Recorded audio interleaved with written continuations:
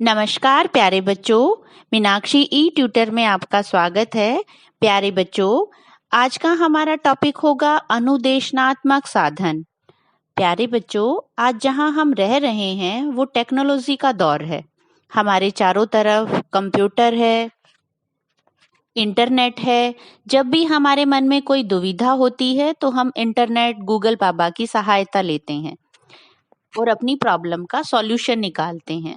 अगर आज के दौर में भी एक टीचर जो बोल बोल के पढ़ाता था, फिर ब्लैक बोर्ड पे लिख के समझाता था, उसी एजुकेशन फॉर्मेट को अगर फॉलो करें तो हमें बोरियत महसूस होने लगती है, क्योंकि आज हम टेक्नोलॉजी में जी रहे हैं।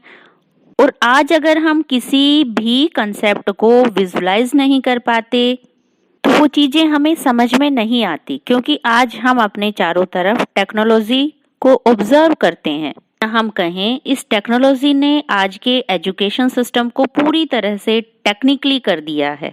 आज हम सिर्फ किताबों से ही नहीं, उस कॉन्सेप्ट को डिटेल में समझना चाहते हैं, डायग्रामेटिकली समझना चाहते हैं, सुनना भी चाहते हैं, देखना भी चाहते हैं, महसूस भी करना चाहते हैं। तो उसके लिए हम कुछ एक्स्ट्रा चाहते हैं। हम कहें हम ऐसे मटेरियल को यूज करना चाहते हैं जिससे हम अपनी टीचिंग को अच्छी तरीके से समझ सकें, अच्छी तरीके से इस्तेमाल कर सकें, या कहें 100% उसे आसान बना सकें।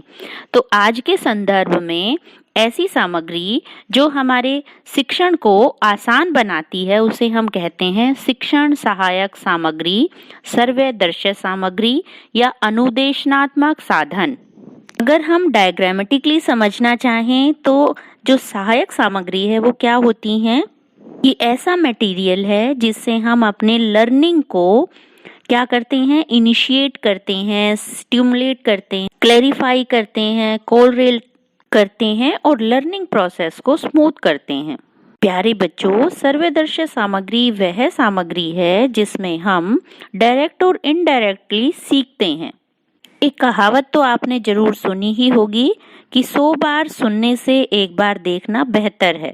तो साइकोलॉजिकल पॉइंट ऑफ व्यू से भी अगर एक टीचर शिक्षण सहायक सामग्री का प्रयोग करता है तो वो बच्चे को शब्दों के बोझ से बचा सकता है, या किताबों के थ्रू हम जो बहुत टिपिकल लैंग्वेज होती है उसको बहुत ही सरल शब्दावली में बच्चों तक पहुंचा सकते हैं। प्यारे बच्चों, जैसा कि आप यहाँ डायग्राम में देख पा रहे हैं, कोई भी लेक्चर अगर हम डिलीवर करते हैं तो हमारे माइंड में सिर्फ वो 5% पहुँचता है।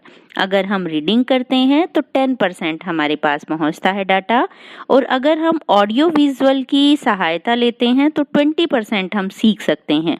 अगर वही काम हम खुद डेमोस्ट्रेट करते हैं तो 30%, डिस्कशन करते हैं तो 50%, और प्रैक्टिस कंटिन्यू करते चले जाते हैं तो 75%।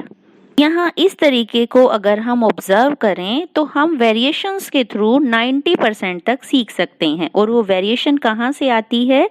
टीचिंग एड से। इस वेरिएशन को समझने के लिए हम अपने अगले स्टेप की तरफ बढ़ते हैं। हमारा अगला स्टेप है टाइप ऑफ इंस्ट्रक्शनल एड और ऑडियो विजुअल एड्स। प्यारे बच्चों, जैसा कि आप यहाँ इमेज में देख पा रहे हैं, इसकी 3 कैटेगरी हैं: ऑडियो एड्स, विजुअल एड्स और audio visual aids. Audio aids जिन्हें हम सुन के सीख सकते हैं, विजुअल एड्स जिनको हम देखकर सीख सकते हैं, और ऑडियो विजुअल एड्स जिनको हम देखकर और सुनकर सीख सकते हैं। प्यारे बच्चों, कंसेप्ट के साथ साथ आप इनकी इमेज भी देख पा रहे हैं। Radio, tape recorder, gramophone, lingua phone, audio CD, language laboratory, ये सभी क्या हैं? ऑडियो एड्स हैं। प्यारे बच्चों, इसमें से 2 शब्द ऐसे हैं जो आपको अजीब लगे होंगे, वो है ग्रामोफोन और लिंगवा फोन। ग्रामोफोन क्या होता है? एक ध्वनि उत्पन्न करने वाला यंत्र है जिसमें, जैसा कि आप इमेज में देख पा रहे हैं, इसमें एक सुई लगी होती है और जो एक खांचे में घूमती हुई ध्वनि उत्पन्न करती है। और दूसरा है लैंग्वेज लेबोरेटरी में यूज होने वाला इंस्ट्रूमेंट लिंगवा फोन, या जिससे आप अपनी लैंग्वेज को इम्प्रूव कर सकते हैं। लैंग्वेज में जो एरर आती हैं उनको इम्प्रूव कर सकते हैं। प्यारे बच्चों, जब हम विजुअल एड्स की बात करते हैं तो यहाँ आपको अजीब लगे होंगे ट्रांसपेरेंसी और स्लाइड प्रोजेक्टर, जिनको आप इमेज में देख पा रहे हैं। विजुअल एड्स, जो इसके नाम से ही क्लियर पता लग रहा है, जिसको हम देख कर सीखते हैं, या ऐसे साधन जिनके माध्यम से हम अपने अधिगम को सरल बनाते हैं और उस कंसेप्ट को देख कर सीखते हैं। तीसरा है हमारा ऑडियो विजुअल एड्स, जो नॉर्मल चलन में है, जिनको आप इमेज के साथ साथ समझ भी पा रहे हैं। LCD projector, film projector, TV, computer, virtual classroom और मल्टीमीडिया। प्यारे बच्चों, मुझे उम्मीद है इस क्लासिफिकेशन को इमेज के साथ साथ आप आसानी से समझ चुके होंगे। अगर आप हमारे चैनल से जुड़े रहना चाहते हैं तो प्लीज़ चैनल को सब्सक्राइब करें। Thank you.